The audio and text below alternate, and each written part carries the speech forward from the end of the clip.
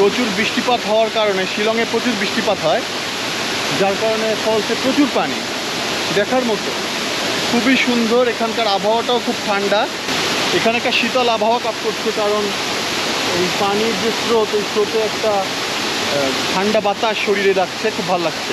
সারাদিন খুব গরমে জার্নি করার পর এখন এই জায়গার আবহাওয়াটা খুব ভালো লাগছে।